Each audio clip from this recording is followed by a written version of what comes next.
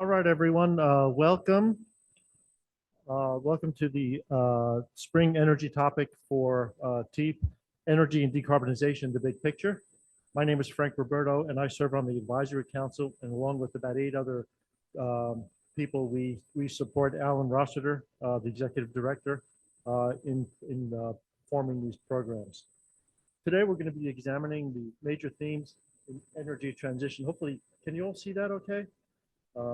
But basically, it's around CCUS and hydrogen, both regionally and across the Texas Gulf, in Houston, as well as across the Texas Gulf Coast, looking beyond individual projects and companies and exploring regional strategies and organizations developing them. The mission, if you're not familiar, provide thought leadership and sharing of ideas, technologies, opportunities on a timely basis for the Texas industries, focusing on ever-improving energy intensity, reduced environmental impact, resilience, and enhanced social and economic development. Industry focus is the refining and petrochemicals industries. And TIEEP is organized through the U of H Energy at the University of Houston and funded through a grant from the State Energy Conservation Office. So tonight's Energy Forum is co-hosted by the South Texas section of the American Institute of Chemical Engineers, and the forum will be followed by the dinner meeting. And if you'd like to stay for that, it is still possible. And just see the person in the back of the room to get yourself signed up and pay for that. I believe the cost is $20. Our 3 speakers this evening, and I'm just going to be mentioning them right now, and I'll go into more detail later. Charles McConnell from the Center of Carbon Management in Energy at the University of Houston. Carlo Badiola with Encina Development Group, and Brian Weeks from GTI Energy. I'll give them more of an introduction later. We would also like to acknowledge the STS-AIChE sponsors include HGA, which is a multidiscipline project management and engineering services company. Welcome to the meeting. And Epcon Software, engineering services and simulations and hydraulics. And again, welcome to both of them. Our first PDH certificates will be available at the end of the forum. URLs will be available through the chat, I believe, and QR code will be provided at the end of the meeting. So the first speaker is going to be Chuck McConnell, Energy Center Officer, Center for Carbon Management and Energy at the University of Houston here. His topic is CCUS headwinds and tailwinds, what will it take?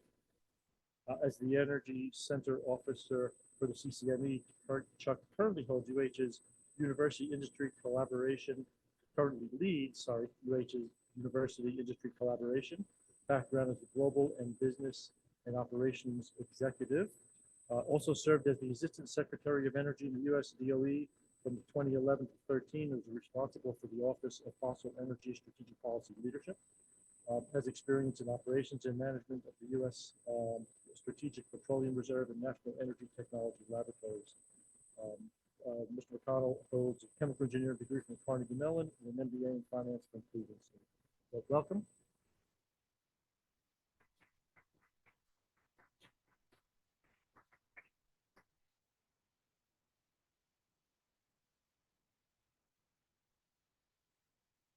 Coming in loud and clear, I guess. Okay, good.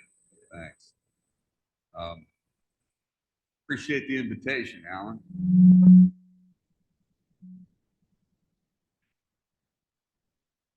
Maybe I ought to stay here. Appreciate the invitation. Yeah, good to be with all of you. I don't know why this is doing.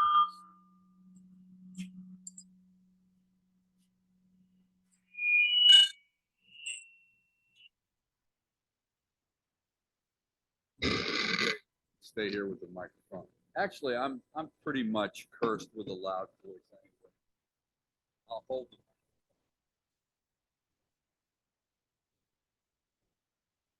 So it's on. Okay, good. Mick Jagger. Yeah, I am a chemical engineer, although it was a long time ago. But it's good to be amongst you, and appreciate the opportunity.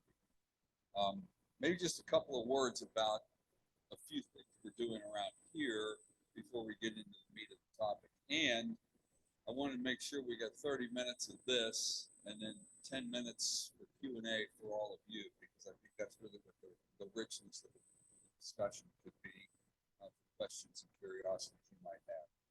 We run the Center for Carbon Management here at the university. We have about 25 member companies: oil and gas, petrochemicals, electric power, manufacturing, cement, steel, you name it. We also have several organizations that are involved with EPC and also legal as well. The center is focused on a number of things around carbon management, but I would suggest to you that the 80-20 largely focuses around CCUS, which is the big ticket that we're working with here in the Gulf Coast with many of our member companies. Those member companies obviously represented in something called the CCS Alliance, which you may be familiar with. I'll speak a little bit more detail of that in just a second, because it's directly tied to the material I'm going to cover. The other thing we do here at the university is we've been ordained to be the university center and partner for something called the Department of Energy's CCUS Broad Commercialization Center. And that is to affect the broad commercialization of CCUS in the country, not just in the Gulf Coast, but across the country. Now, the National Petroleum Council study was put out in 2019. Many of you may be familiar with it. It was commissioned, and there were some 300 participants. It was commissioned by the Department of Energy, and the Secretary of Energy asked the question of industry, and over the next 18 months, a rather large study was produced and a series of recommendations. And one of those recommendations was that although we've done a tremendous amount of technical work and pilot work for geologic sequestration, carbon capture, et cetera, we haven't addressed all of the necessary policy, legal, regulatory, and business issues associated with CCUS. And so you could often look at the technology. In some areas, people call it unproven and too expensive. And I would argue both of those are actually not true, but the real headwinds relate to many of the issues that we struggle with in terms of commercialization. That consortia was a recommendation of the DOE to be created, and we currently have 70 companies in that consortium. And again, representing all the industries that I just mentioned from all across the country, as well as universities and organizations across the country, such as Battelle in Columbus, the EERC up in North Dakota, University of Wyoming, UTBEG, go down the list. It covers the entirety of the U.S., and it's meant to also be inclusive of some of the international interests and participation. So we're fortunate to be the center for that as well here at the university. And I mentioned the CCS Alliance earlier, and that's a group of some 20 companies that are here present in the U.S. Gulf Coast, primarily in and around Houston. And the CCUS Alliance was originally put out there by ExxonMobil, and many of the other organizations became a part of that alliance. ExxonMobil actually being out there in front, not to necessarily describe a project, but really a concept and an intention to move forward on CCUS in the Gulf Coast, because it was determined to be a necessity and a requirement. And the invitation into that CCS Alliance was that you be an emitter, that you have a facility that's emitting. And the makeup of that CCS Alliance actually represents about 70% of all stationary industrial emissions in the Gulf Coast. So all the usual suspects, ExxonMobil, Chevron, Marathon, go down the list, okay? One of the outcomes from that CCS Alliance was a recognition that there was going to need to be a look at what's going to enable this to occur in terms of infrastructure specifically. I'm going to go through a few slides to give you a sense of that.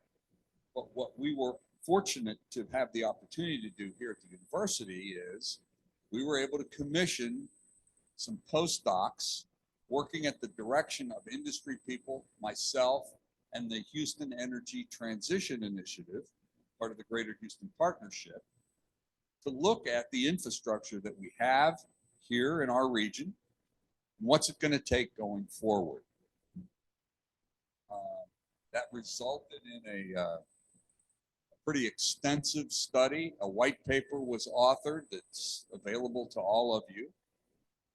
We also had some symposiums, and we've continued to do that work on an ongoing basis. So I'm going to page through a few of those slides to give you a sense of the scope of this study, what we were looking at, but I'll say something before we begin. If you don't believe it, you need to.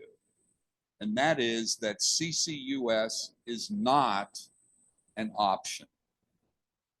It's a requirement.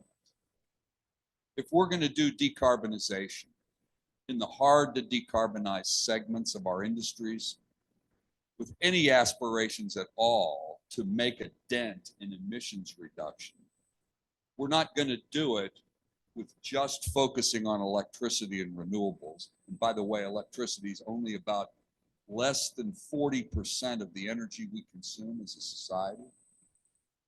The other 60% is the hydrocarbons and the issues associated with petrochemicals and all of the materials that we have in our world.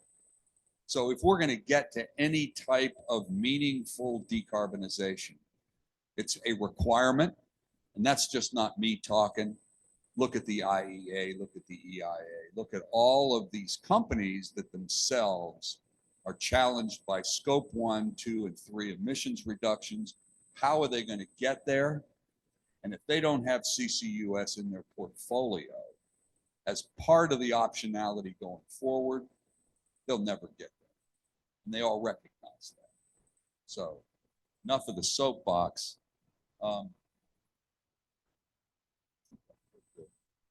Clicker down somewhere. Yes. So the 4 areas of infrastructure that I've mentioned: pipeline, storage, electricity, and water supply, and water actually treatment necessary. What are the current circumstances with pipelines and storage and electricity and water? And where are we going to need to look at going forward? We put 4 teams together with these postdoc students representing petroleum engineering, the geology sciences, business, supply chain students, etc. And then we actually assigned a captain to each of these teams from industry so that we would have industry participation, leadership, thought leadership, and guidance. And at the very top of the slide, you can see Mohammed from Shell actually commandeered the entirety of the study, along with myself and a woman named Sophia Cunningham from the Greater Houston Partnership, heady organization. So we put together these teams, worked for 4 months, put together the white paper. And again, if you haven't seen it, ask Alan. He'll be happy to get you a copy of it. We'd welcome you to get a read on it. So what's the story? Well, it's the Greater Houston region. It's not all of the Gulf Coast. It's the Greater Houston region. It's 8 counties. It stretches from Beaumont to Freeport. We looked at 4 work streams that I mentioned earlier of those areas of infrastructure, and we looked at it in 3 phases in terms of scenarios, because you have to look at the today, the medium term, and the long term. And those scenarios actually then overlaid by the aspirational targets that one would have in each of these scenarios. I'll get to that in just a second. And then overarching all of that is the workforce and the supply chain. And what's going to impact it? The realities of being able to achieve your aspirations.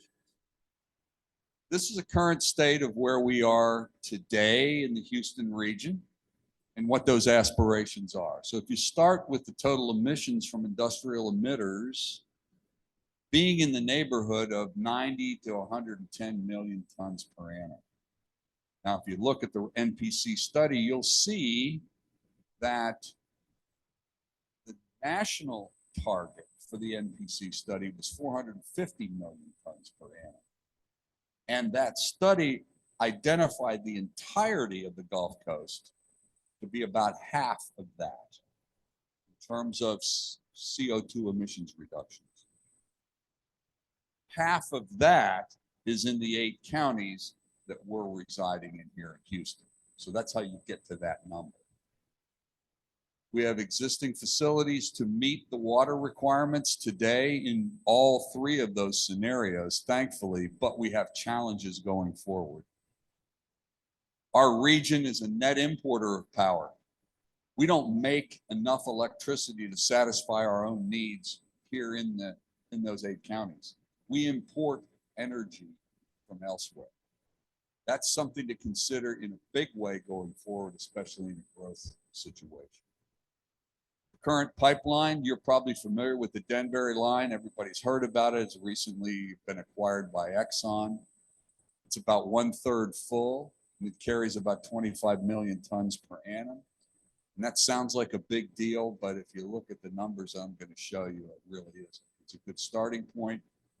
It's part of what we're going to be able to leverage and look at getting started because it does connect us here all the way to the Jackson Dome, Mississippi. And then finally, we have some initial project work that's going on right now in geologic storage in the region, and I'll show you that in just a second.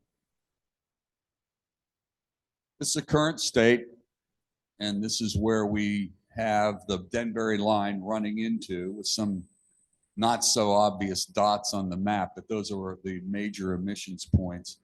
But if you then start to look at where those storage projects have been located, this will give you a sense of where they are. They're being developed, they're in development. None of them have a Class 6 permit yet. State of Texas still doesn't have primacy yet, but it's all part of the path forward that we're working on. And then you can see the other thing about this map that ought to strike you. And that is when the NPC study came out, it said the vast, amazing amount of geologic storage capacity we have here in the Gulf Coast, and specifically in our 8 counties. And we do. We have tremendous geologic capability. But when you start looking at this map and you see where all the active oil and gas wells are, and you see where all of the people's backyards are, et cetera, you start to understand that all of that capacity is not available to us. In fact, between 10 and 20% of the total available capacity is all that's available to us. That's the bad news. The good news is it's still a lot of geologic capacity. We'll talk about that in a second, but it also leads you to the conclusion that ultimately we're going to have to be looking at offshore storage. And that's coming. Not only is it not in people's backyards, but it also affords a lot of opportunity.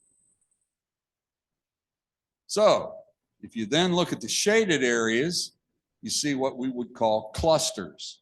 This is where proximal emitters are operating, where you can gather up conveniently the emissions from the facilities that are operating to be able to sweep them up and begin to think about clustering the individual locations that can be addressed. And then to take it one step further, how do you take those clusters and turn them into a hub? Because at the end of the day, you don't want individual clusters. You really want a commercial situation where you've got multiple clusters connected with each other, operating together. The geologic storage, the electricity and transmission that's necessary. But here's the other takeaway. Outside of the recently restarted Petronova project, we're not capturing any CO2. We're doing a lot of development work down here. We beat our chests and talk about being the energy capital of the world and all that kind of stuff. But I could tell you right now, there are other states in this country that are ahead of us, not the least of which is Louisiana. And a big part of where we're going to need to go in terms of policy and the state's will to move forward on CCUS, very critical. So these are the three cases. You got a reference case, which is really sort of where we are today and where we're going to be by 2030 with those 5 projects that I just mentioned. And that's a rather minimalistic look at the next 30 years in terms of what we're going to aspire to capture. Second scenario is capturing 40 to 50% of that 100 million tons per annum that I referenced earlier. That's half of it between now and 2050. If you think about it, it's a pretty big step up just in terms of emissions. It also happens to be the target for the CCS Alliance, those 20 companies that I referenced earlier. So aspirationally, they put their thumb on a target to move in that direction. And the last case is the often referred to net zero case that everybody walks around talking about like it's something that we're all going to be aspiring to and will surely get to. This is not to suggest that it's impossible, but it's to suggest to you how absolutely difficult it could be, how expensive it could be, and how much of a resource consumer it could be. Now, I'm talking about CCUS only. I'm not talking about LNG facilities. I'm not talking about petrochemical expansions. I'm not talking about any of that other stuff. This is just CCUS. So when you look at what's going on with the infrastructure, you need to understand that there are other multiple competing industries and markets that are going to be at play. So this is the far in advance here. That's the reference case. That's that 10 to 20% case. And you can see, I'm not going to read the slide to you, and I would encourage you. I'm sure Alan can get you a copy of these slides afterwards, but give you a sense of where pipeline storage, electricity, and water stand. But what should be remarkable to you is, in comparison to net zero, how de minimis it really is. The 40 to 50% case is considerably more aggressive.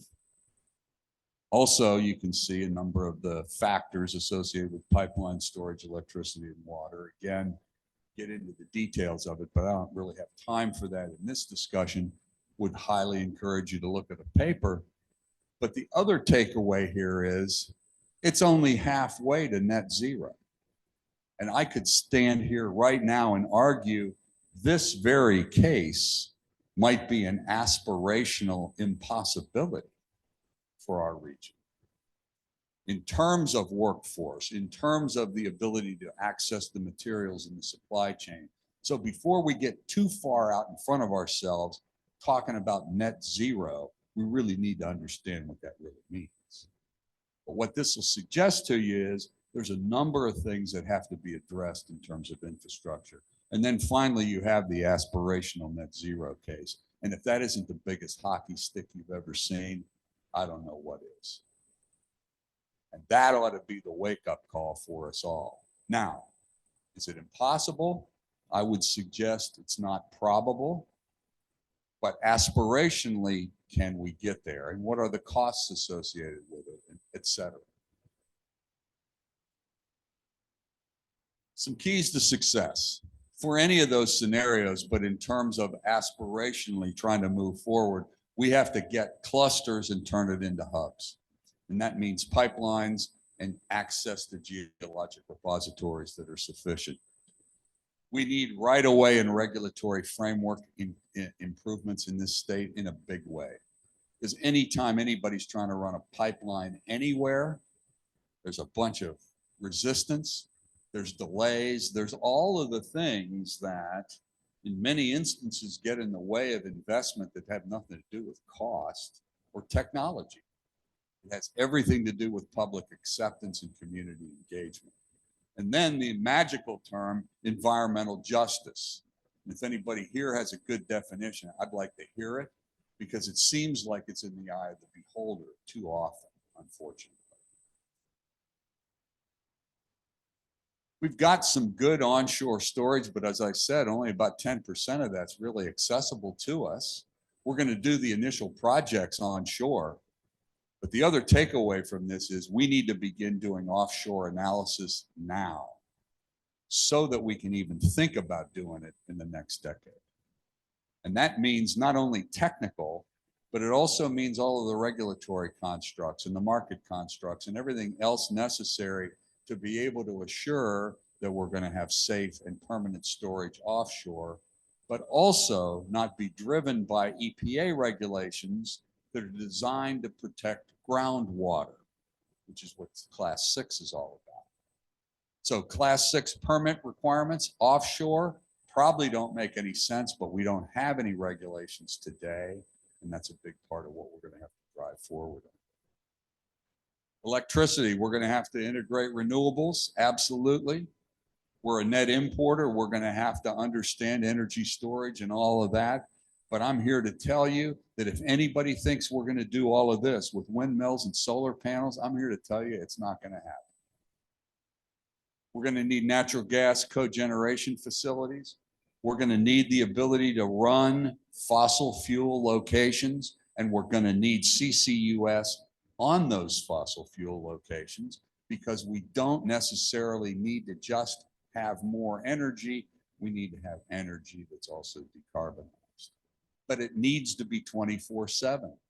And that's the needle to thread, and that's what's so difficult about all of this, is it has to be reliable and it has to be 24/7. We also have a lousy construct in Texas for markets for electricity, which you're probably all familiar with. But at the end of the day, we buy electricity on the margin on a daily basis. Doesn't incentivize building capacity. And since I've lived in Texas in the last 20 years, we've seen our reserve margins go from 17% down to about 5%. And I'm going to bet somebody in this audience, or more than somebody, have gotten notices from Reliant to turn your temperature up because it's going to be hot. Well, you know, that's not an epiphany. It's been hot in Texas for centuries, all right? But all of a sudden now it's a crisis because we've allowed our reserve margins to drop so much. We got a lot of renewable capacity. We lead the country in solar and wind, and we're delighted about that. And we should be. And we're going to add more. But what I'm suggesting to you is that's also going to be insufficient as we look at the potential for what we're going to need from a reliability standpoint. And finally, the water balance will evolve. A lot of that's connected with municipalities. But here's something that's really important to understand.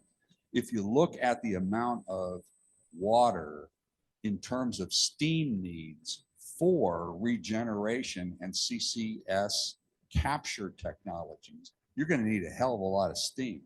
And that water is going to have to be of a quality that you can work with. And so desalination is probably in our future.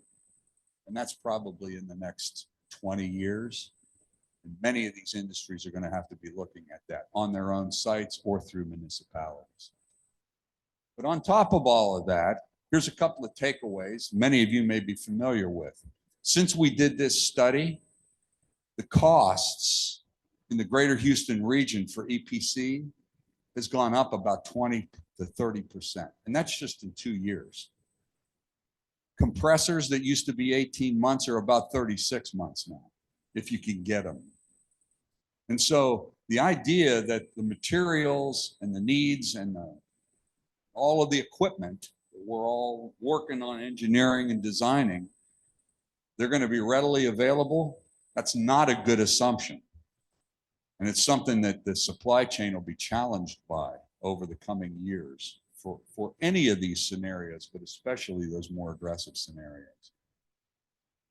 Delays, that's not just technical issues, but it also comes into permitting and all of the issues associated with being able to get your air permit to build, to get your geologic injection permit in Texas. If Texas doesn't go forward and get primacy itself, it will be in the dust in terms of what these other states are doing.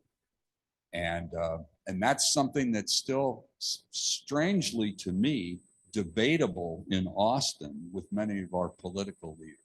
So note to yourself in terms of interacting with your representatives in your regions, because it's a big deal. And if we don't get with it, we're going to get dusted. North Dakota has it, Wyoming has it, Louisiana has it, and 3 other states, from what I understand, are actually in front of the line before us. Not a good story. We're going to need to move on that. Workforce, we're working on it in a big way here at the university through our Center for Carbon Management, certainly trying to get students ready. I got the high sign here, so I'm going to try to wrap it up real quick and then hopefully have some questions. Students and readiness. Chemical engineering degrees are great, but petroleum engineering degrees also great, but not in the classic way that we've seen them in the past. It's being able to direct those competencies and capabilities into areas that will be affecting the energy transition. So, I mean, all of the things we read about, AI and computer generated supply chain issues, et cetera, all of that's great, but to be able to actually channel that and move it into the energy transition area is going to be critical. But that's students. What we're finding an even bigger challenge is there isn't a company that you can name in the list of usual suspects that hasn't recently started up a carbon management organization or a low carbon solutions group, or call it what you want. Really what it is, it's a recognition by each of those companies that they need to take some of their people and put them specifically into areas where CCUS and other energy transitions are going to be moved forward as a business, not just an idea. That's great. It's a commitment, but it also says we're taking people that have been doing other work their entire career. They're 20 years into their career and now they got a new title and they're in the low carbon solutions group. And many of them need education. They need the ability to connect with this marketplace fast and effectively. And part of what we're doing in our place here at the university is creating executive education programs. We can do outreach online, having situations where we can actually do the workforce of the future, not just being our students, but actually existing people and existing companies. And with that, that's the paper. That's the QR code. I don't know how to do that stuff, but you guys probably do. But yeah, we would encourage you to read the paper. We have another paper ahead of this. That was 2 years earlier in terms of CCUS and all that activity as well. So I don't know how much time I've got left, but I'll open it up for questions, and if anybody's got any. Who's got questions? Observations, perhaps.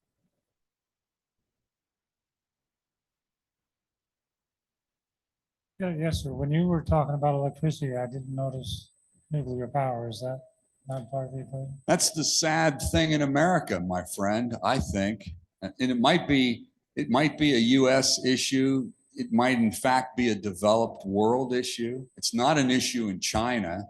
It's not an issue in other parts of the world, but the biggest problem we have with nuclear right now is, I'll give you an example. I've worked with a Southern company for 20 some years.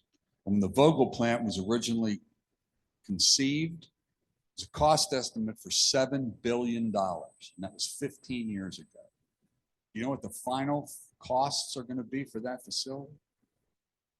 Well, close, $38 billion. And that's about 6.5 megawatts. It's a big facility, okay?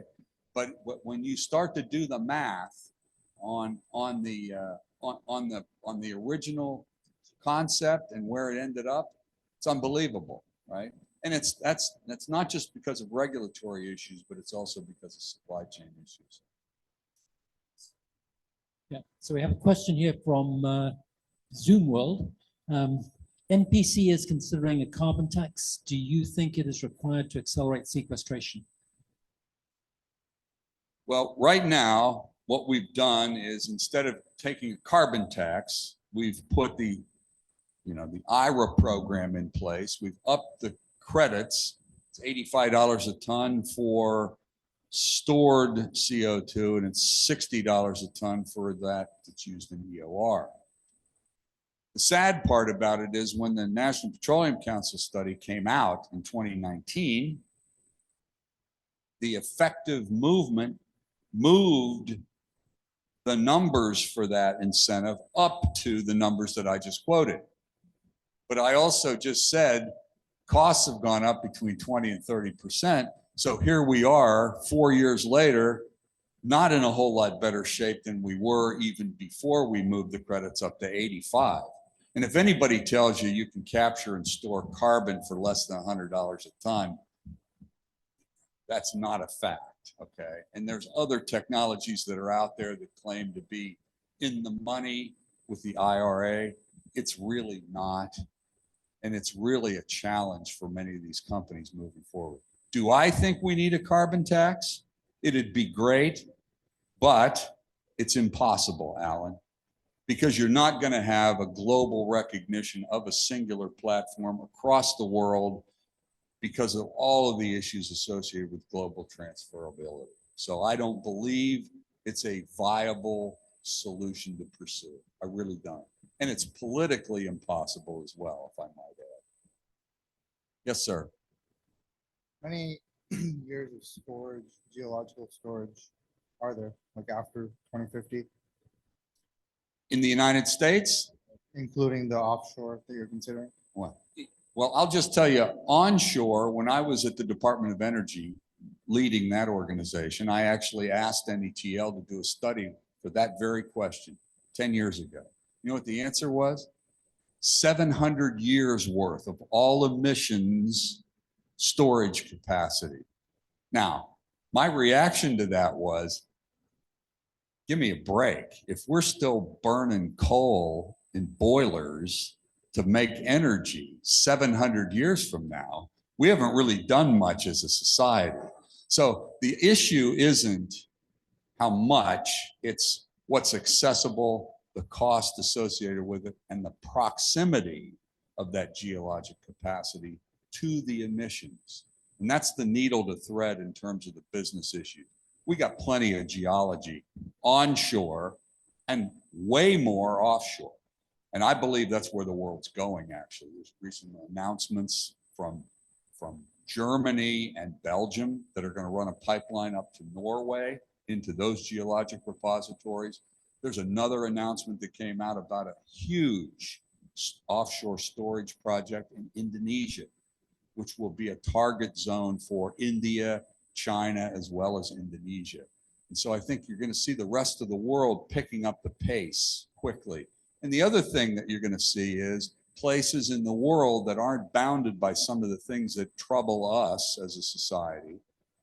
And what I mean by that is, in the Middle East, they're looking hard at enhanced oil recovery because there's a lot of resource that's still in the ground and they can get it. And they can put CO2 in at the same time, and they're not troubled by that odd question that we ask ourselves all the time about CCUS with EOR. Aren't we going to be making more oil and we really don't want to do that? Which is the most absurd thing I've ever heard, because if you understand economics, you'll make enough oil to meet the demands in the marketplace. The question is, where's the oil going to come from? And if the answer is Venezuela and Russia, and you're still happy with that, okay. But in my view, I'd rather be making oil out of Midland with EOR and storing CO2 in the same area. And by doing so, I create a carbon intensity crude oil much lower than what you'd have anywhere else in the world. Yes, sir. This is the last question. We'll make it a good one. Just question about technology readiness. Technology readiness. Okay. So that's often discussed in opinion pieces, et cetera. So I'll give you a starting point. The EPA just came out with regulations on natural gas fired facilities and basically mandated that it be deployed.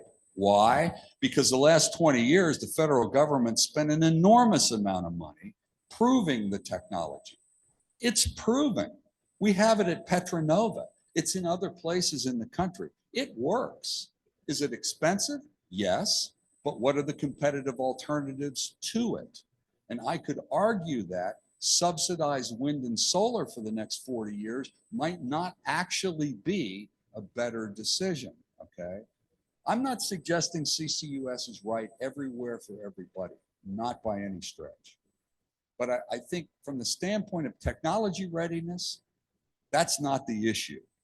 The issue really turns into the cost effectiveness. And back to Alan's question about a carbon tax and leveling the playing field. Because if you're really looking at renewable portfolio standards that demand additional energy come on carbon free, why wouldn't you consider CCUS carbon free energy? I think that's the real issue. And I think as a society, we're still coming to grips with it. You got a lot of people that still hate fossil fuels. They hate it, right? Independent of the emissions or the technology or anything cool that we can do to decarbonize it, it's almost religious. They want to stop it, right?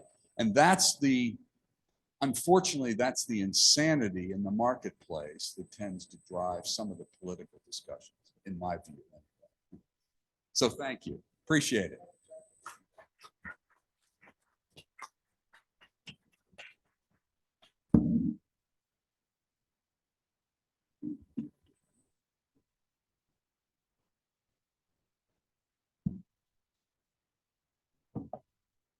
Okay, thank you. So next up is Carlo Badiola, President of Technology and Engineering from Encina Development Group. Topic is innovative solutions for circular economy. Let's move this forward. Circular economy, navigating decarbonization and sustainability challenges. Carlo is the President of Technology and Engineering, leads the technology development and commercialization of Encina's advanced recycling process. Previously served as technical expert with ExxonMobil Chemicals, focusing on pyrolysis, steam cracking, field operations, and product optimization. He led novel technology initiatives to commercialize concepts in the pyrolysis field with ExxonMobil. Holds a BS and MS degrees from New Jersey Institute of Technology.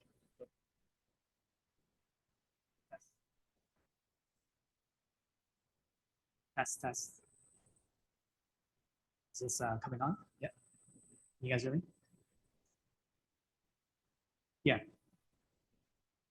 Good evening, everyone. So as Frank mentioned, my name is Carlo Badiola. Yeah. My name is Carlo Badiola, leading Encina's engineering and technology.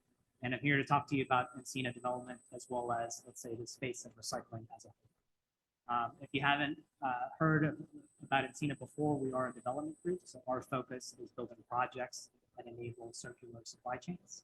And a lot of what we focus on is end-of-life plastics and converting those and marketing and selling circular chemicals to customers. So a lot of that value chain is where we sit, and a lot of that expertise is something that we do inside the company. So as Chuck was mentioning, there's a lot of focus and emphasis on CCS. I think part of decarbonization is that's going to become an important picture. But what I want to transition here and everyone to focus on is that there are broader context of decarbonization that things relate to stacks and pipes. So I think it's important to recognize that when it comes to decarbonization, we're really talking about global warming potential. So CO2 as kind of one aspect to solve, but the also important things are methane and NOx when it comes to commercialization. So what you see here behind me is a study that was done by McKinsey in 2022.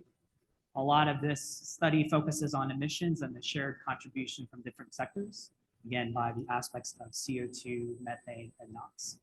And what you see also is that there's a distribution of emissions from various, ranging from power, which is heat and energy, industry, which is classified as basically chemicals, heavy industry, that type of material production, all the way to even the waste and emissions around management of those materials. So I think one can expect that as a society, we really need to focus on not just, let's say, one solution, but really how do we make sure we can address a broader set of solutions. And just by background, with respect to this study, oil and gas chemicals, that represents 27% of that industrial segment that you see here. So that's what's important. Now, in this particular graph, I just want to emphasize two sections, which is industry and waste, or industrial and waste, primarily because circular and the production and the management of that is really touching those two aspects. I think one thing, especially as we kind of move forward, is we're really, as Chuck was highlighting, we're really trying to balance all the different, let's say, demands of the space, as well as handling how do we manage, let's say, emissions and all the other materials. So that being said, one of the more unique things I would say for April is that this happens to be Earth Month. So previous month was Earth Month. Earth Day in particular in 2024, the theme of this was in particular planet versus plastics. And I want to maybe reflect that, that's maybe one way to manage limiting use is one way to manage, let's say, the avoidance or maybe managing the waste end of life management of that. But from our perspective, when you look at circularity, when you look at how we manufacture these materials, it actually touches or misses maybe two key points, which is we can decarbonize through recycling or circular approaches, and it also handles and manages, facilitates the waste management of these types of materials as well. So I think that's kind of important to highlight. Now, one thing, especially as we kind of look forward, similar to how Chuck was describing, increasing demand for, let's say, solutions to address and meet to net zero. One thing that's also important as we move forward when it comes to plastics is there's going to be an increasing supply of these materials. So if you look at it from both sides, we're really at the forefront of how do we manage both the production and being responsible for that use, as well as managing the end of life criteria as well. So that's really kind of two dichotomies and two problems we need to solve, and how do we move forward. So while getting into just the specifics for the plastics overall, maybe what I want to do here is kind of introduce the idea of recycling. Hopefully everyone's kind of familiar with that as far as like what is obvious to a lot of people. So maybe as an example, hopefully everyone's familiar with this. I thoroughly enjoyed my yogurt this morning. Maybe by a show of hands, I just want to understand what is the likelihood that this material, as you see here, will be recycled as it sits in front of you. More likely, if I can get a hand raise there. We're roughly getting about maybe less than 10% of the audience, so less likely. Is that, can I say that's opposite, so 90%? Yeah, so less likely is correct. The primary reason is right now, this polypropylene container, of which there are two parts. So you have the cup and the lid. This is currently being blocked from reading by the paper that's in front of us. So before you throw this away, I think that's one thing that's important is you make sure you rip this off. But what is also missing in this picture is I actually cleaned this before I showed up. So I kind of cheated a little bit.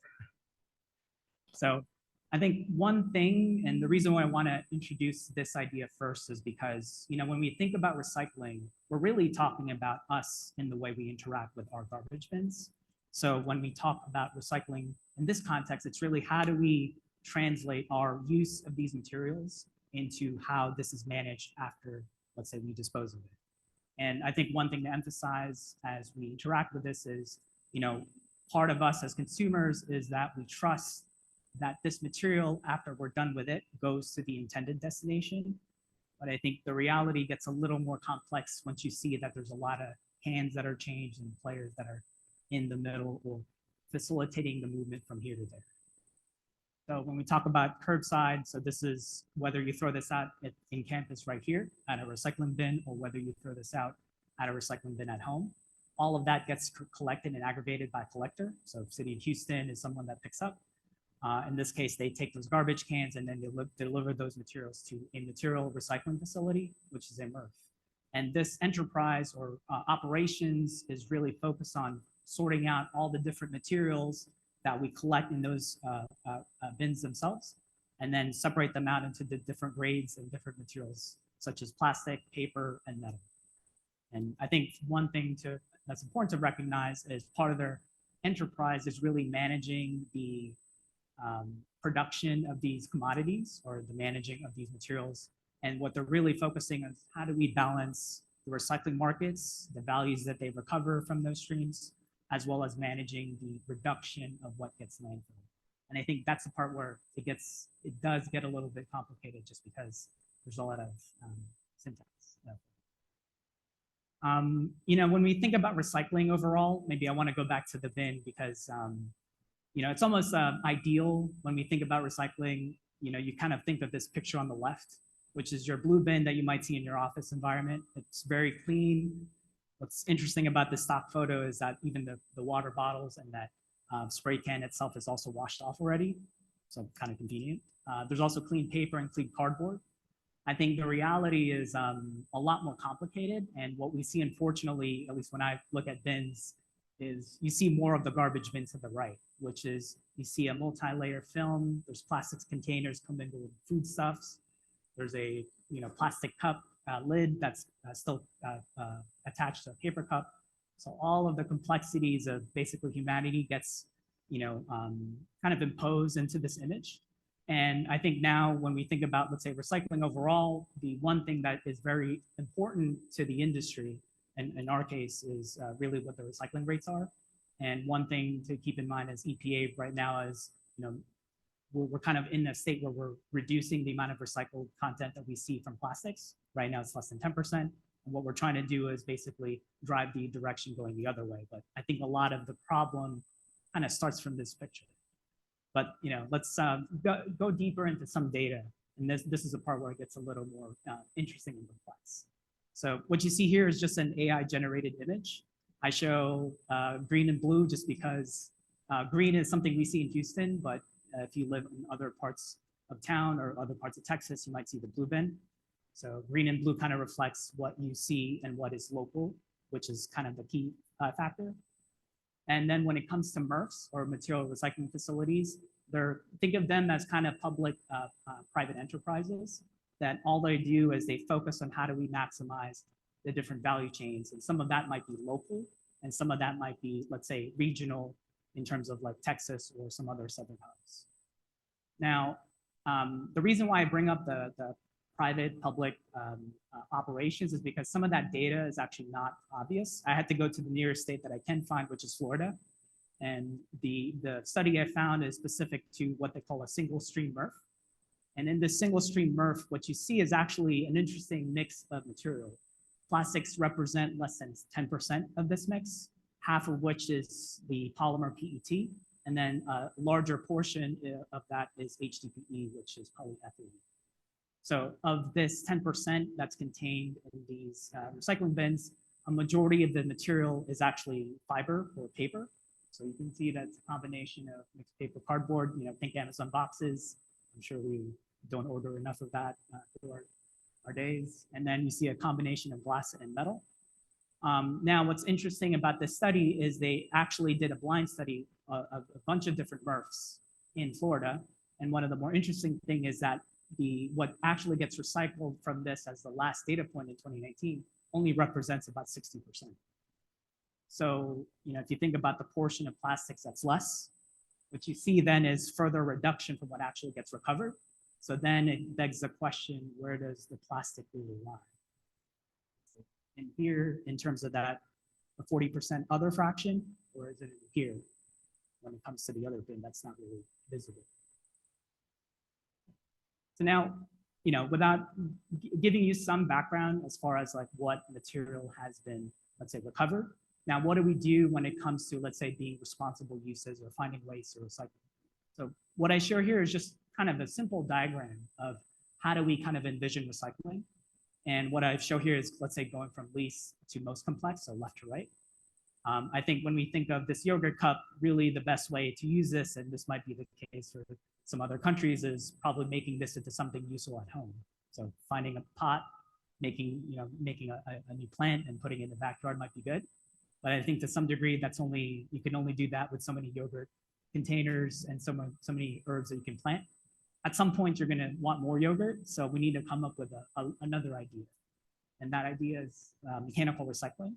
And when we think of recycling, this is really the image and the vision that we see, only because right now this is kind of the well-demonstrated and well-developed supply chain. So a lot of this is focused on HDPE and PET, and a lot of this you'll see start to increase over time. So moving along the line, the next kind of classification is what I call monomer recycling. And this is really more, let's say, going from polymer back to polymer, back to a monomer form through the use of solvents. They don't really interchange polymers. So really you focus on, I'm going back from PET to PET. I'm going back from polystyrene to polystyrene as kind of one. And then at the, let's say the rightmost edge is the aspect of advanced recycling, which is what Encina and a lot of other providers sit on. And this is in the aspect of, let's say, handling mixed material and then producing a wider range of materials, building blocks, monomers, into other types of commercialization and stream processing.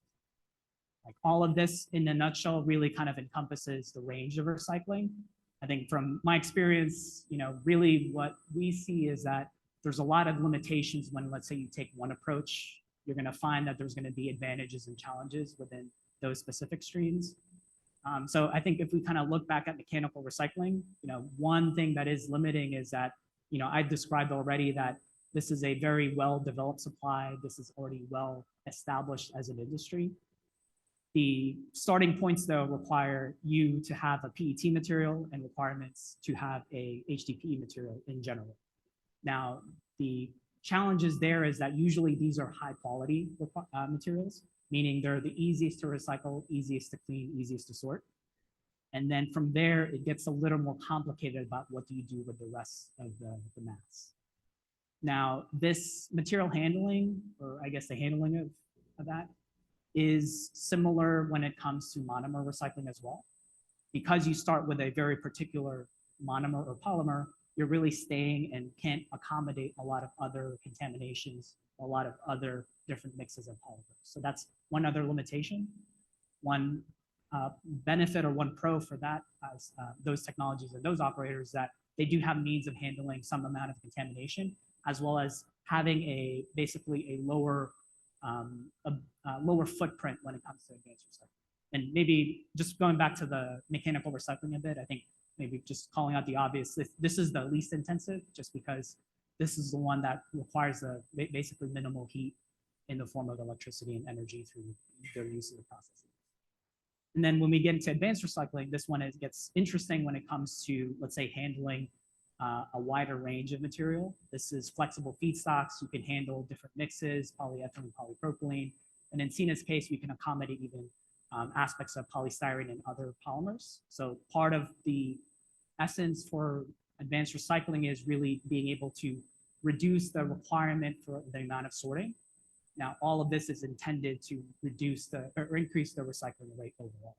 So kind of gives you a good picture overall with respect to these three streams. But the challenge is now is, as Chuck also pointed out, it's making sure how do we kind of balance this all together. When we think about a lot of how we, let's say, deploy these technologies, look at projects, it's really a combination of like different factors. I think maybe just to kind of broaden it a little more, one of the challenges that we see on our side is really how do we value decarbonization relative to increasing recycling rate? As a society, do we say decarbonization is more important than increasing reuse or reducing landfills? Those I think we can reflect on has different dimensions and different questions. So not saying that this is going to be the topic for this talk, but we'll save that for another time. I think also when it comes to recycling, it's also important how do we kind of manage the end use of that and making sure that we can get to a lot of good regulations and policies that will promote. if I can, describe right now, one of the situations is, I'll classify as kind of infrastructure. I showed you those pictures. I showed you material availability is really one of the key aspects that's limiting. So how do we kind of address that either through policy means or either through our interactions with this yogurt cup, as well as how do we interact with that when, let's say, we buy recycled materials overall. So I think that's, maybe from how we interact with it, there's a lot more ways than what is obvious. I think for my intention is I want to at least make it clear for others that there's, ways that one can help. Now, Encina overall, like our focus is primarily reducing waste first. And because of that, and because of our aspect of, let's say, not being constrained within just looking at a solution strictly chemical, we do understand that how we approach the problem is understanding bottlenecks within the recycling supply chain as kind of a first emphasis. And then after that, we really then look to build projects that really increase recycling rates and increase basically amount of material that would be diverted from landfill. So where we interact and where you will see us is really how do we, let's say, divert those MRF materials once it's sorted once. Encina will then take those and sort it again. And then of the leftover materials left, we will then crack those to create the drop-in chemicals that we would produce and market to our customers. And drop-in chemicals in this case is basically, I'm going to create an aromatic product that is chemical grade that you can substitute as a customer your fossil-based equivalent. So that's what I mean by that. So then from our perspective, what we're really doing is really just increasing the availability of recycled content for our customers. And then they can then turn those materials into, further pass down the recycled content down to consumer products that we interact with. And then the idea for the whole circular economy is that once it's done, you can theoretically start over again, and thus enabling the circular economy vision that this is all thinking. I think from kind of just a decarbonization picture as a whole, I did describe some of the challenges when it comes to focusing and trying to address this from a carbon standpoint. We talked a lot about, let's say, maybe ways in which we can handle supply. I think one thing that's clear is, we have some influence in terms of how we can interact with it. I think now, maybe, because this is a decarbonization conference and a talk, one thing I can point out is how Encina reduces and focuses our decarbonization is reducing our emission that is sourced through our supply. So think of this as scope 3. Right now, as far as like the incentives or what's available to maybe this kind of concept, decarbonization is very focused on, let's say, energy and carbon capture or emission. This idea of carbon reduction through supply is basically informal and a free market basis. So this is where it gets complicated from our context, but this is something I think we find a lot of value. We find a lot of aspects that are salient and saleable to our customers. And then again, maybe can't harp this enough, like what's important for Encina is, and what's important for the recycling chain is, how do we get more plastics into the bin? And so really this is a problem of black bin to green bin. And then how do we make sure that we can, let's say, enhance the recyclability of those materials going forward?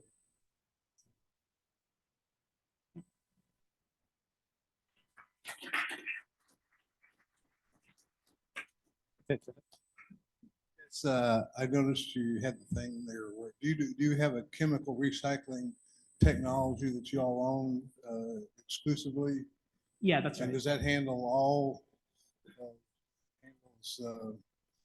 polyolefins as well as PET, polyethylene terephthalate?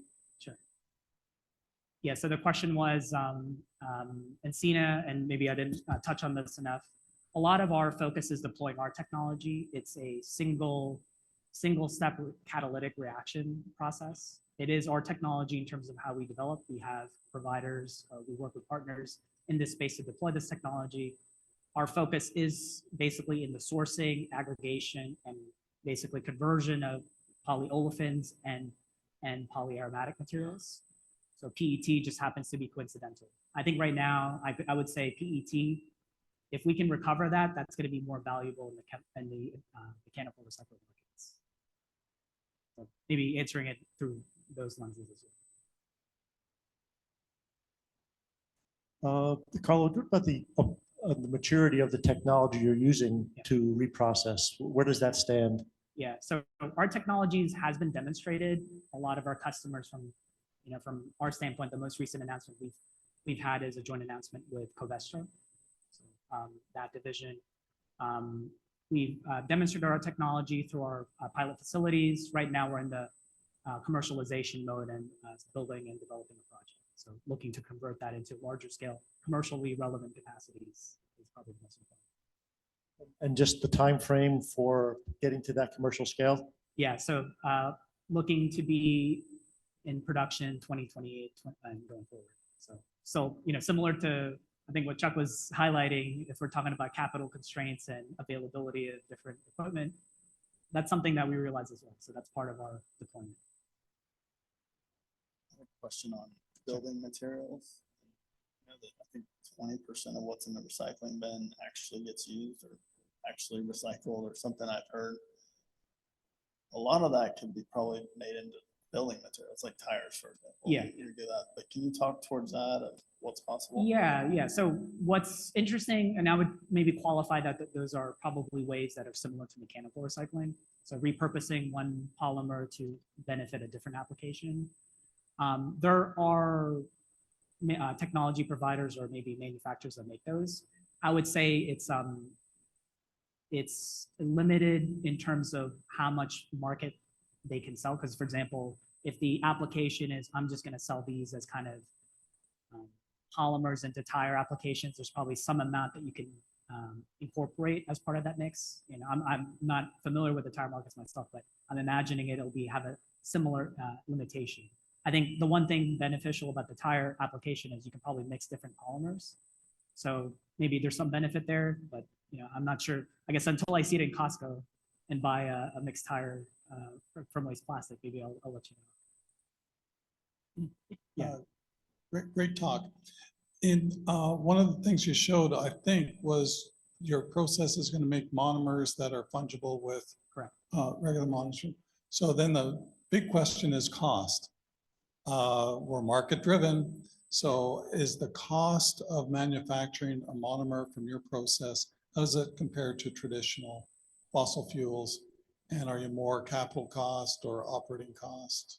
Yeah, that one is interesting, actually. I guess when we talk about costs, I mean, first off, when we talk about, let's say, our focus is dropping aromatic chemicals, so benzene production to benefit some benzene polymer or benzene revenue.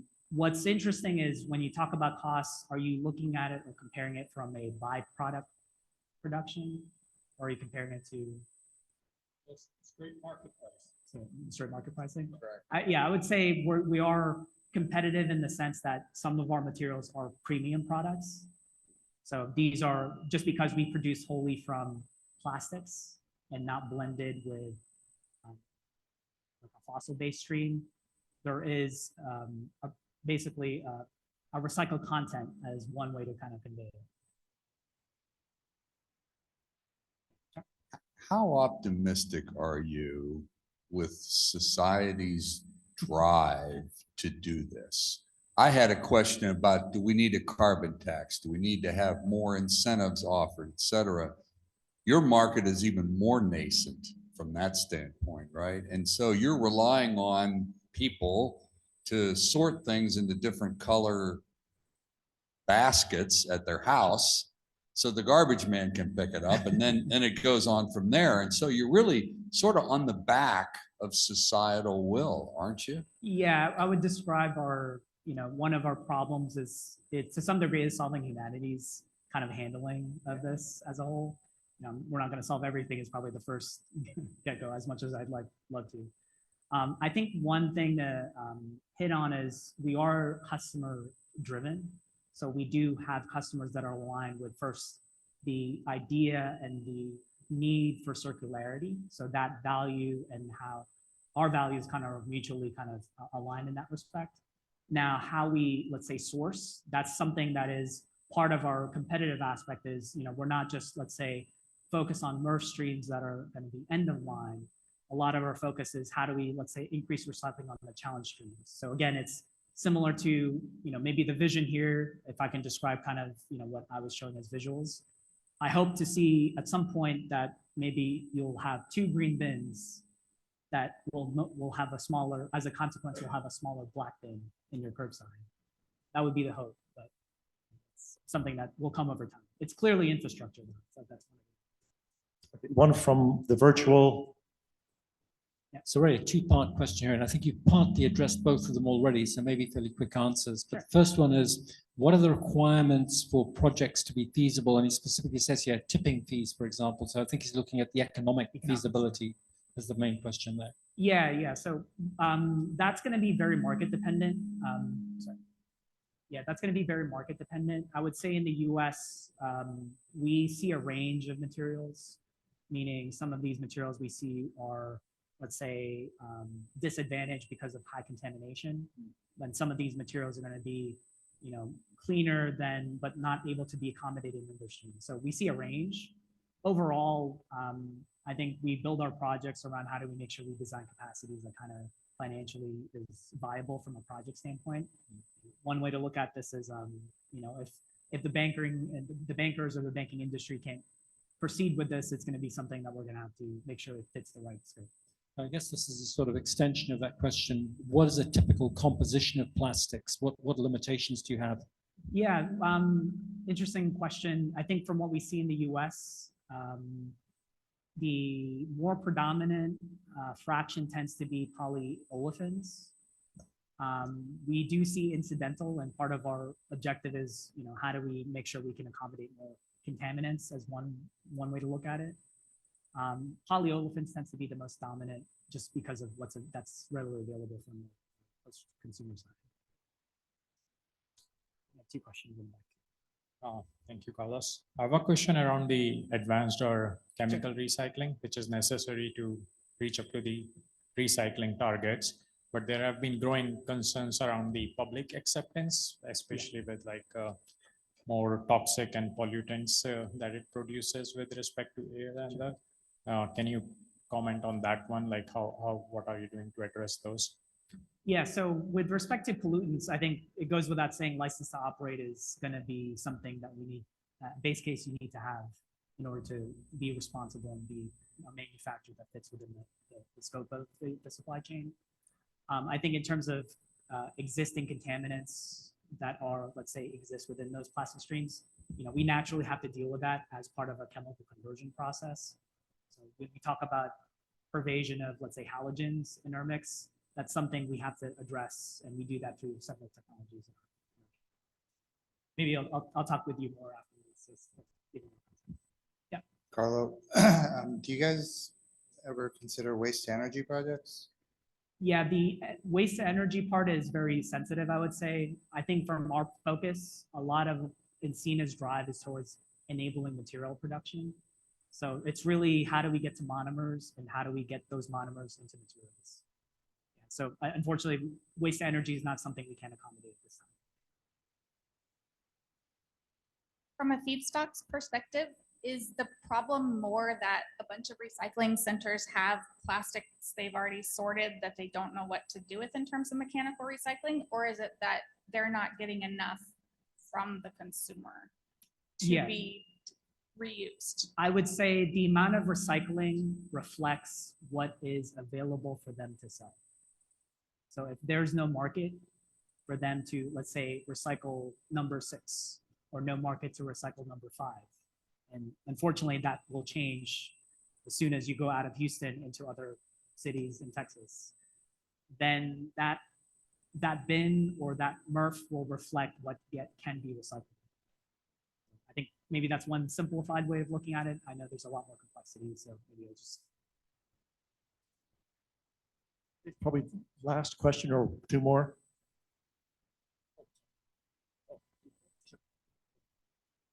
So I was wondering, in terms of landfill area space, how much, or if you've done a study about how much space you're conserving as a result of the MRFs being a thing now? Yeah, that's also an interesting question. One way to look at this is plastics are bulky. So if you look at it from a volumetric space standpoint, a lot of our like Encina's plant concepts are really like we're trying to address football-sized stadiums in terms of total capacity. So if you can imagine, all the different suppliers, we're going to be removing total volume that will be equivalent to an NFL type size of football stadium per year. That gives you some sense. Now, your landfill question is interesting because other parts of the world don't really have that luxury. So I would say US is unique in that we have a vantage point that we have access to both advanced processes and recycling infrastructure and cheaper landfills, depending on where you are.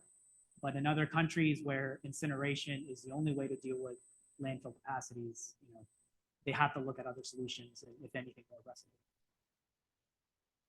Actually, my question was exactly linked to this question. So was any feasibility study or overall study on for those ones that cannot be reused or recycled, so either with the landfill or incinerated, decarbonization of the incineration or using the energy to make it a cleaner fuel like a hydrogen kind of stuff, and then decarbonization of that hydrogen. Is there any study done on a feasibility on that one? Yeah, that's also a very interesting topic as well. When we're talking about decarbonization, this one I think is also kind of a informal free market interpretation. What I mean by this is right now, from how Encina views our products, we look at it as burden, meaning we don't take into account any offsets on how this material lands. But I understand LCAs is something that is not standardized. So that's the part where, depending on the company and depending on the customers you have, those types of values needs to be aligned and discussed upfront. So I think from our standpoint, let's say when we're talking about carbon impact, we look at everything from 1 to 3, and that's just the name of the game. We just have to account everything as it sits, and then really demonstrate to our customers how are we advantaged relative to the alternative. So it's a harder mile, it's a harder platform to jump into, but definitely we're seeing advantages there. Yeah, no, thank you.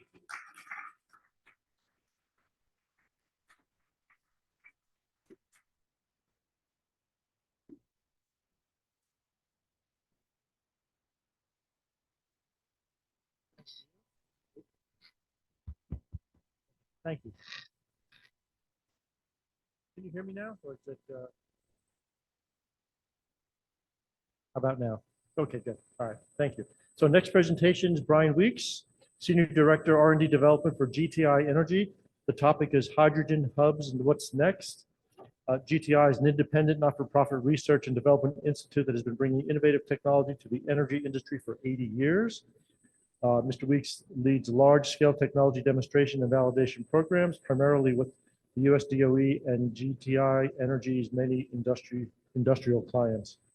These programs address advanced fuels infrastructure, systems for hydrogen, natural gas, and hybrid electric. He serves on the board of Clean Energy Futures Coalition and was appointed to the Texas Railroad Commission Hydrogen and Advisory Council. Mr. Weeks is a graduate of Vanderbilt University and has an MBA and is a registered project professional engineer in the state of Texas. So welcome. Thank you.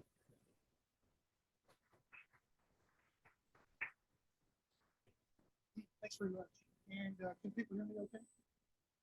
Yep. Okay, good. So, yeah, well, thanks for get away from that mic. No, not to go to that side of the room. So, again, thanks for the invite, and really like to be here. And I think I spoke to this group, about probably 4 or 5 years ago.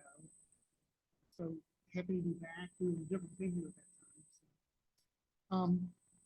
I'm not knowing exactly what everyone's hydrogen background was, how much you know about it. What I decided to do was really present a little bit of an outlook or an overview of the industry today, what it looks like, and then talk a little bit about why hydrogen is such a hot topic in the energy industry, and how it might be a solution for some of the decarbonization goals that our policymakers have set for us. And then at the last few slides, I'll talk a little bit about the hydrogen hub, which some of you have heard of, and there are a lot of questions from the general public about hydrogen hubs. So with that, let me just jump right in here. Guess that's not the right direction. There we go. So energy transition. Anybody heard of energy transition? Yeah, it's too close to. Oh. So I would posit that we've been in energy transition really for more than 15 plus, even closer to 20 years perhaps. And really, when that's about how long ago? About 15 years ago, when the shale SHA, the shale revolution started, and we really started getting really serious about deploying more and more solar.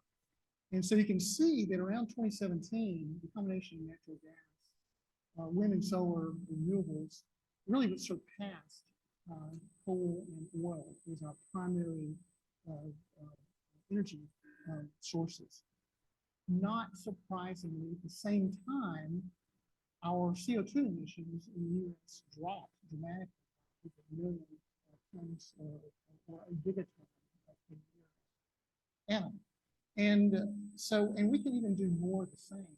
Probably by 2030, drop another big ton of CO2 emissions. And I think I did see a report I don't reflect on the chart here, that we dropped a significant amount between 2022 and 2023. The numbers are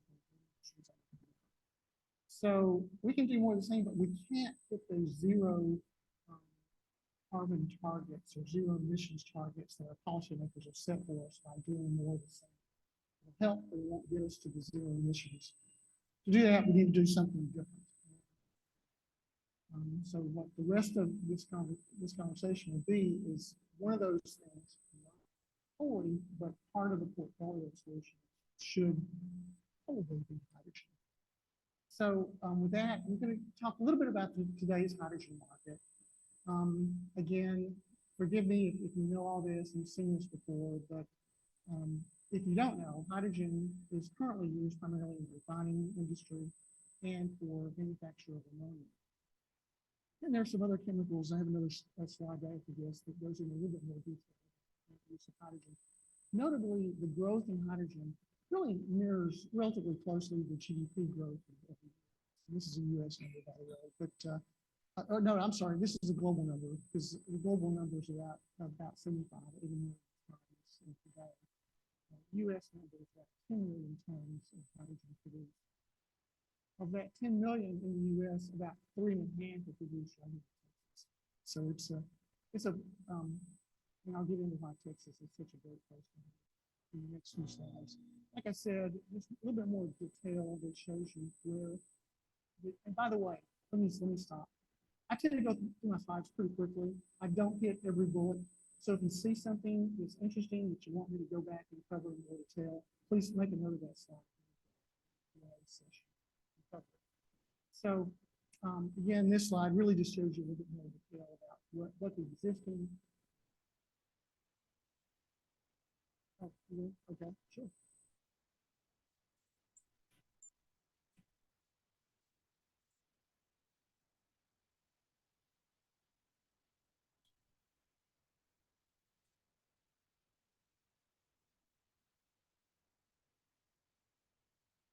Right now, can you hear me?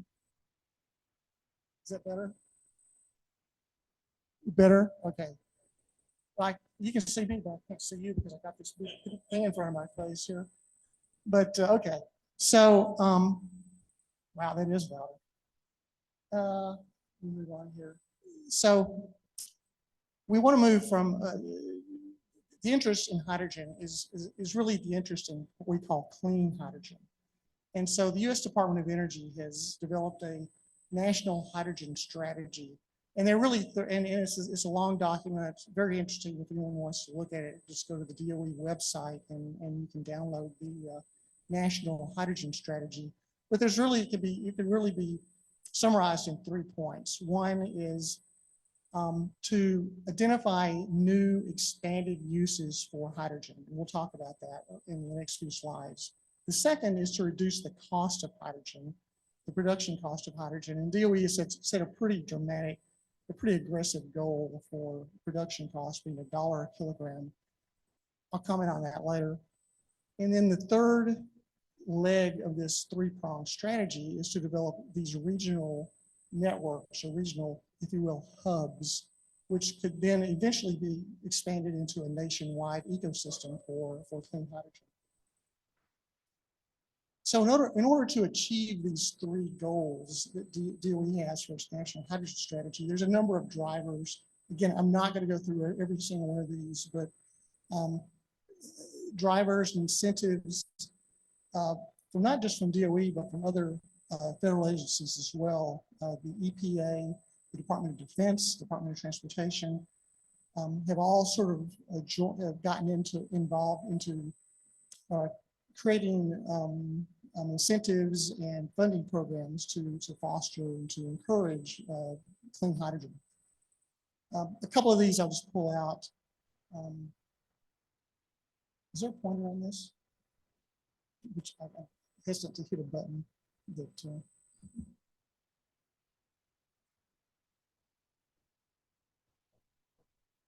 Doesn't matter. So anyway, 45V, the top left you may have heard of, is there's current draft rules out on 45V that many in the industry view as being a bit too. If only I had a third hand. Thank you though. It was very kind of you to share this. Better keep up with it because I may take it with me.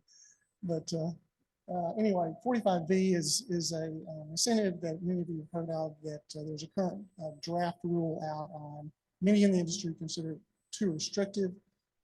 Again, it's a conversation for maybe at another time. The other thing I want to mention is the regional clean hydrogen hubs at the bottom left of the chart here. And we'll talk a little bit more about that because Houston was a big winner in that in the regional hydrogen hub selection process recently. So this is also kind of a good, while I'm sort of building a background here, it's also a good point, I think, to talk about the colors of hydrogen. Many of you may have heard of green hydrogen, blue hydrogen, turquoise hydrogen, gold hydrogen, yellow hydrogen, white hydrogen. There's a number of colors. The colors most of us in the industry feel is actually counterproductive and not useful. And so we're trying to get away. To some extent, it's the lexicon we're stuck with, and so we have to continue to deal with it.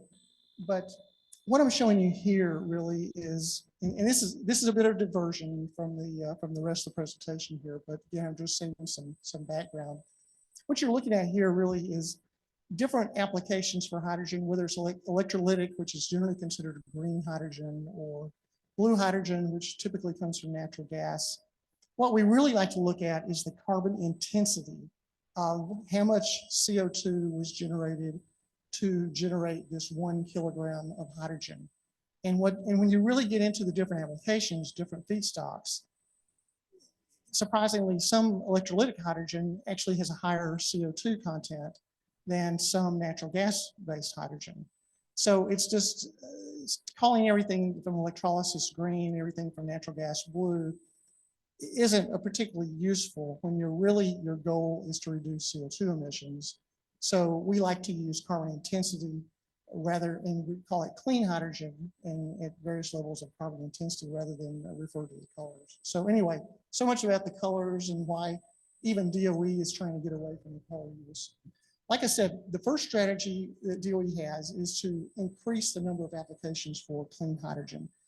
And I'm not going to go through each one of these little diagrams here, but again, this is for reference. I think you're going to have access to these slides. Take a look. If there's any of these applications you're interested in learning more about, I'm happy to discuss them with you. But you can see in each of these different sectors, whether it's transportation, building sector, the heat and power industry, or for industrial feedstocks, there's a number of different applications where we believe clean hydrogen can make a big difference in the overall CO2 portfolio, emissions portfolio. So let's talk about some of them. We're not going to talk about all those, but we'll talk about a few. Ammonia being really, I think, one of the most important applications for Houston. And why is it important for Houston? Because ammonia has been looked at as a significant export mechanism for hydrogen.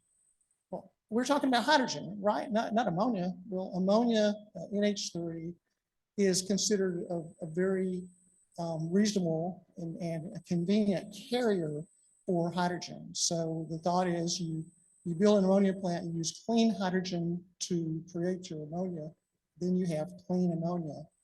And you can export that. And actually just yesterday, I was in a meeting with a delegation from Korea looking to do just that, to import significant amounts of ammonia from different suppliers in Houston. They would use it directly for power generation. They're also considering regasifying it once it reaches destination, and then you can use again the hydrogen once you regasify it or reform it for a number of different applications. So ammonia is very important. There are a number of ammonia plants that are in the planning and construction process. And we view that, again, as an economic boost for this region, as well as the U.S. as a whole, as to, again, highlight the export potential for clean hydrogen. Another application, and I'm not a steel expert, so I'm not going to talk about this very long, but the National Petroleum Council study, which just came out, we've been waiting on it for 2 years, it just came out last week, mentioned steel as one of the important applications for what we refer to as the hard to abate sectors. And in other words, this is a sector where you really, electricity just won't do it because we can't get the temperatures high enough with electric heating systems. So you need a gas. Steel is made by typically made by one of two processes. You have the basic oxygen furnace, BOF, which really requires coal. And then in the US, primarily we use a process called DRI with the electric arc furnace. And that's using primarily recycled steel. In the US, it's interesting, we just had a presentation on recycling. I know not about steel, but in the US, we reuse approximately 80% of the steel is captured and reused. So we do a good job of recycling. And so in the US, most of our steel is recycled. So that process is heated currently by natural gas. It can be used, can be fueled, or the furnace is heated with hydrogen. So it's very much an application we're very interested in. A few words about the transportation sector. This is another end use that DOE is really focusing on for clean hydrogen. I'm going to go through this pretty quickly and sort of set the stage for the transport sector. But again, transport today is the least diversified of all the end use sectors: transportation, commercial, industrial, or residential. We made inroads with natural gas and EVs, of course, but still predominantly petroleum is the end use. And this is one of the reasons that petroleum is such a popular fuel. And what you're looking at here is the trade-off between energy density and energy volume, or energy per unit volume, energy per unit weight. And you can compare the different fuel. Again, I'm not going to go through each of these bullets here, but it's a useful chart to look at the comparison. And you can see where diesel and gasoline come out quite favorably on a weight and energy per unit volume ratio. What this chart doesn't show you, of course, is the amount of emissions per unit of fuel, nor does it really show you the cost. However, I can tell you that in general, if you go to the left, as you move to the left of the chart, the emissions decrease, and guess what? The cost increases. So that's again some background. Again, and why are we focusing on heavy duty vehicles? In the work that I do and my colleagues do, we're primarily focused on the heavy duty vehicle market. And what was it, the famous, I can't remember who said this, but someone said, why do thieves rob banks? It's because that's where the money is. Heavy duty vehicles, that's where the emissions are. And so that's why we're focusing on heavy duty vehicles. 4% of the vehicle traffic, about 20% of fuel that's used is in heavy duty, what we call Class 8 trucks. And the other reason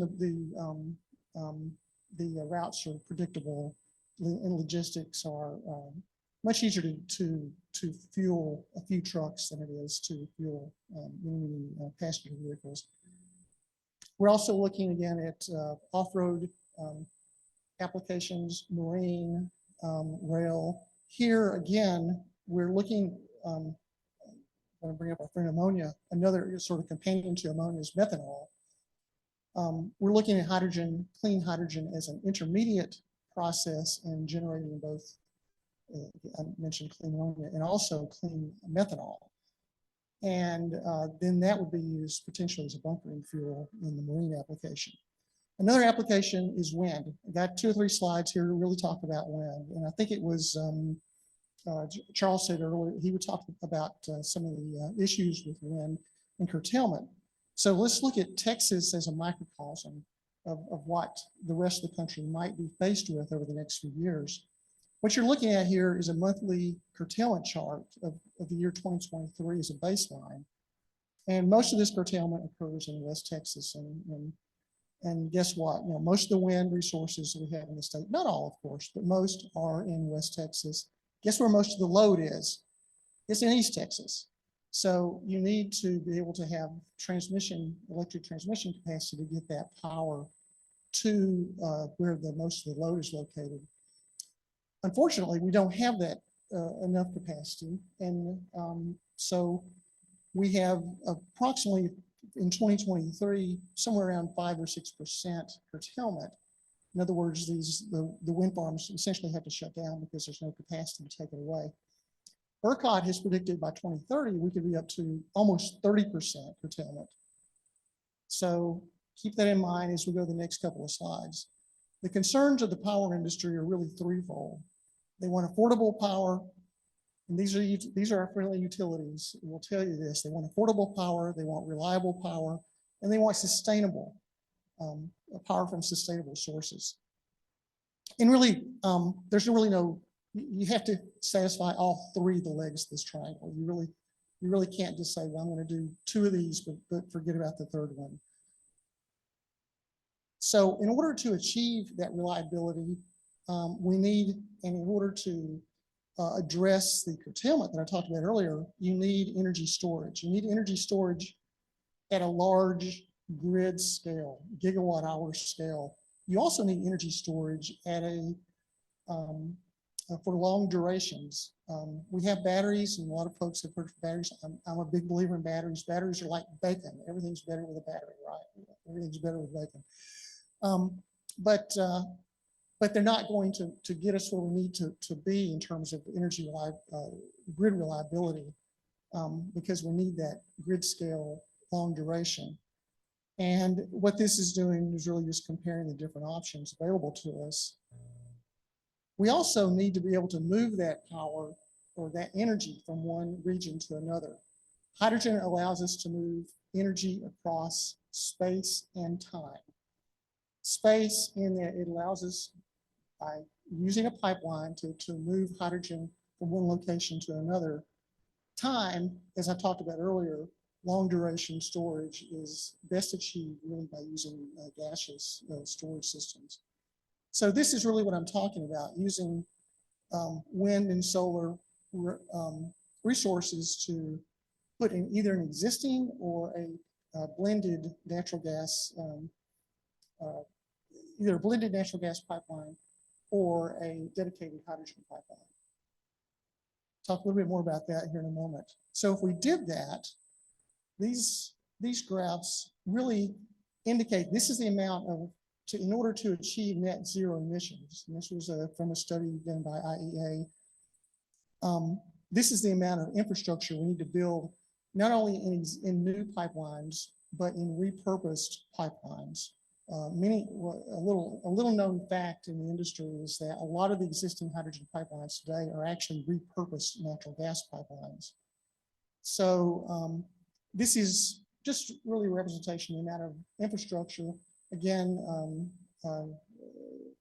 Chuck McConnell mentioned earlier, pipelines are not a popular projects to get across the finish line these days because there's a lot of opposition on pipelines. Gee, if you like wind and like solar, you're going to love pipelines because it's going to help enable more renewables to be built by being able to move that energy again across space and time.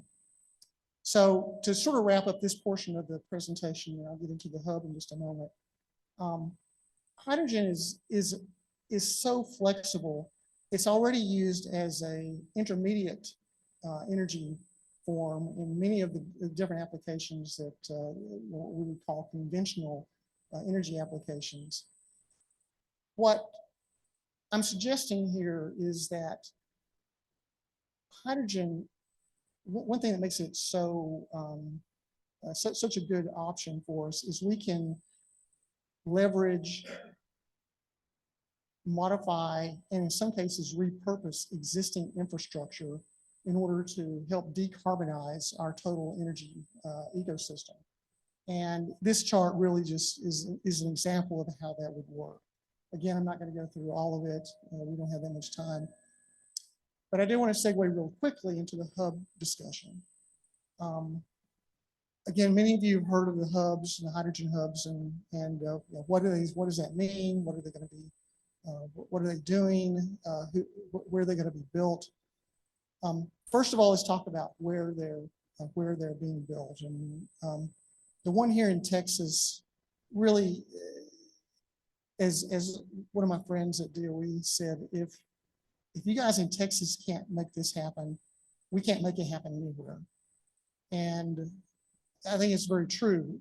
The chart you're looking at really shows the resources, not only the natural resources, the feedstocks, the infrastructure that we have, but also the people resources that we have here in this region. Because of all these resources we have, there are a number of projects. These are publicly announced projects. There's at least this many projects, at least probably a couple of times, 2x this number of projects that have not been announced that are currently in development. And this is even outside the hub. It's the same region as the hub, but they're not necessarily DOE funded projects. So the point of this is twofold. Number one, to show you how many hydrogen infrastructure projects are currently being developed. And secondly, the kinds of companies that are doing these are not out of your garage fly-by-night companies. These are big Fortune 500, very credible energy companies that are doing these projects. So back to the hubs again. This is the 7 regional hubs. You can see where they're selected here in the different parts of the country. Again, it was, I don't want to say a foregone conclusion because we had to do a lot of work to get to where we are, but I'd say it was this region's ball to drop if we didn't get a hub in this region. And we had some significant competition from different groups that were trying to lead different initiatives. And fortunately, I think what we've came up with, hopefully, is an initiative that will be broad enough to really benefit the entire region. And also, and this is kind of what it looks like. By leveraging those resources I talked about earlier, we're really developing clean hydrogen really on 2 pathways. One is the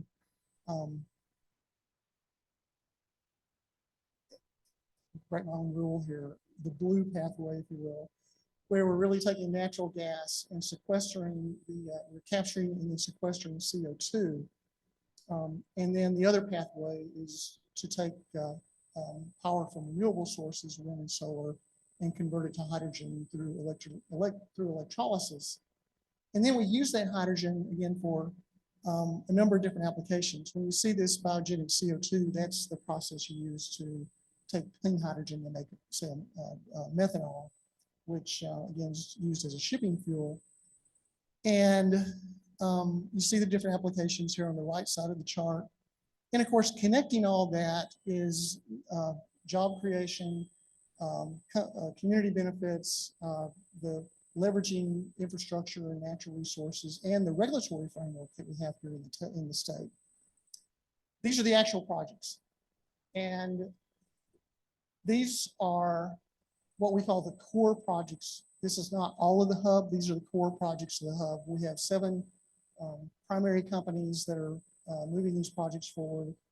with about 100 other supporting organizations and companies.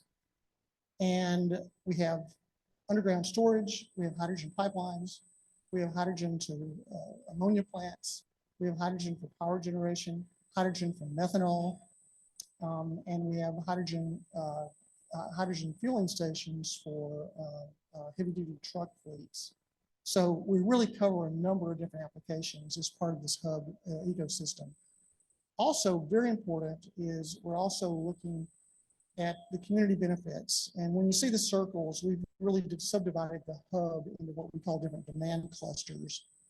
And what you're looking at here is the different demand clusters where we, again, that mirrors the production clusters, where, again, the point is to try and get buy-in, get input. Even if we don't get buy-in, let's at least get input and hear the various communities that will be impacted by the energy industry. Nobody's pretending here that this project is going to overcome decades of mistrust by fence line communities about how the energy industry will impact them. But what we'd like to do is show that, hey, we can build energy infrastructure that benefits all these communities, not just the traditional energy players, but people who actually live in these areas as well. I like to say we're at month -4 in a 10-year process, because this is a long multi-stage process that DOE has laid out in the hubs, and we're still in negotiations. And we're hoping that by the end of the summer, we'll have our contracts in place and then be able to kick off what we call phase 1, which is a planning process in early 2025, which is expected to last about 12 to 18 months. Last slide. I just threw this in just because I've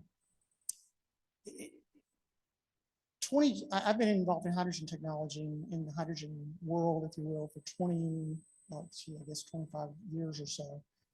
And 2024 is the most significant year I've ever seen in terms of hydrogen policies that will impact the hydrogen business going forward.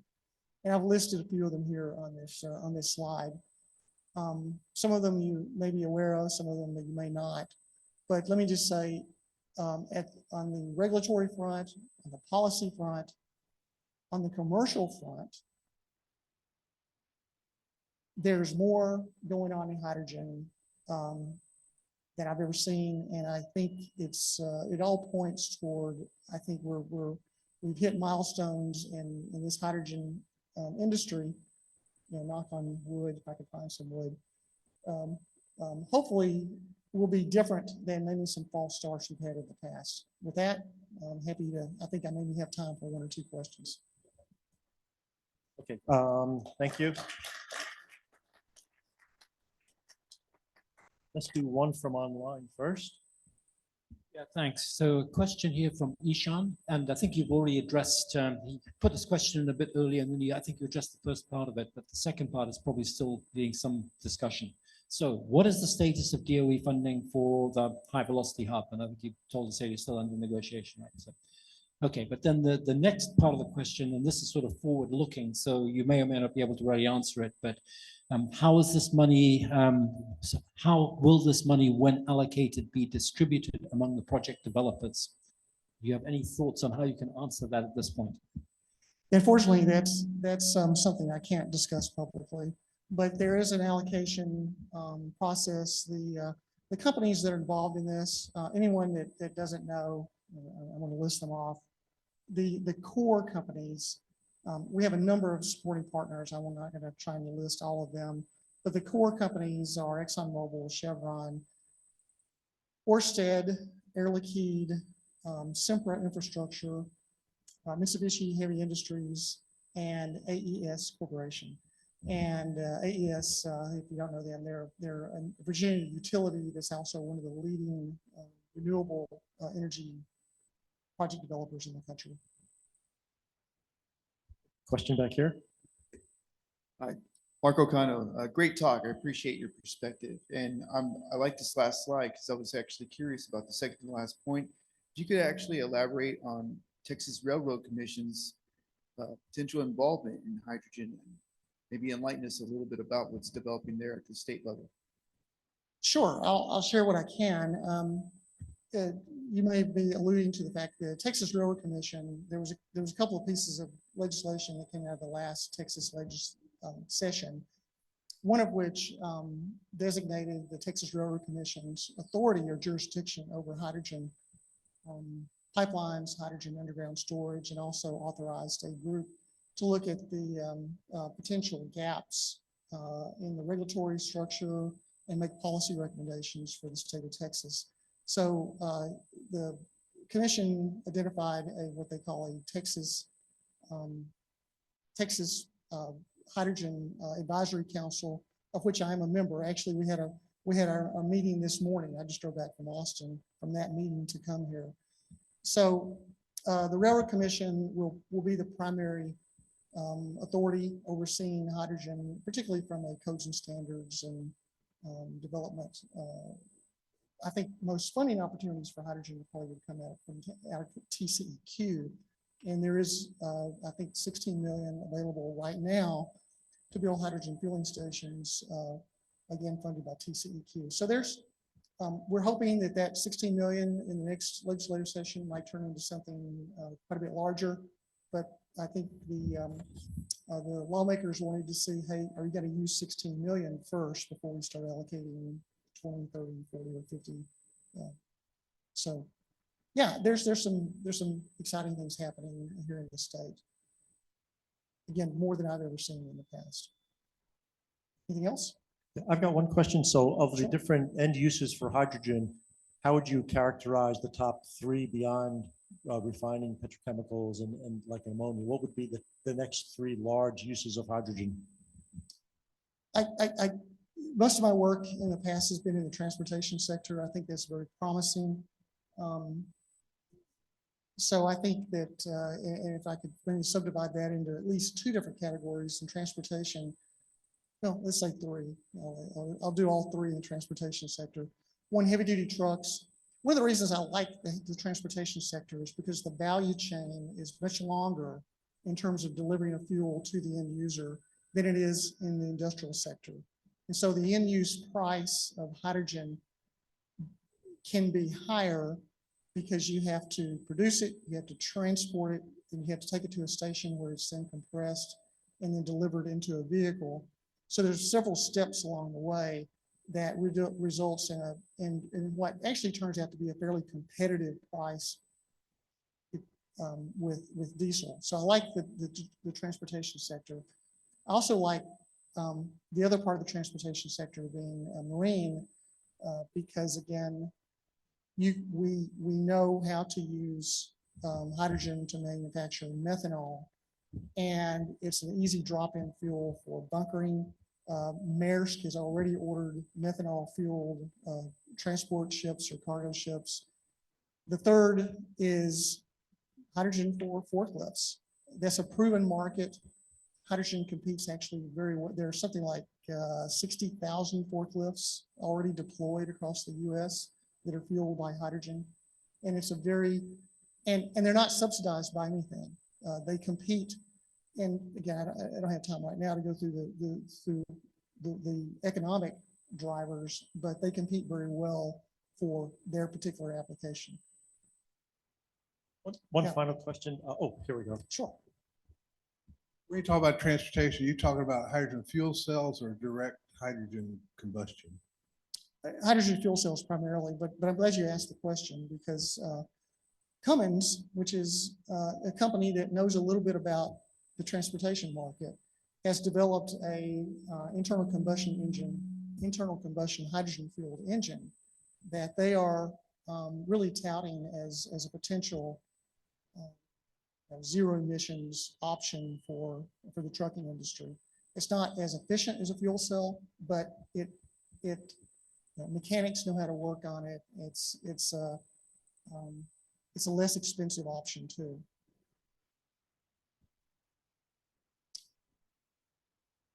For passenger vehicles, we typically use 10,000 PSI, 700 bar. For, and by the way, Cool. and for heavy duty trucks, we use typically 5,000 PSI or 350 bar. By the way, we have a hydrogen fueling station in Austin. If anybody who wants, let me know. I shouldn't just offer. But you too can drive in a fuel cell car. We have a fleet of fuel cell cars in Austin. One of the projects that I've been working on for the last several years, we just kicked off last week. So anyway, yeah, thanks so much. Thank you very much.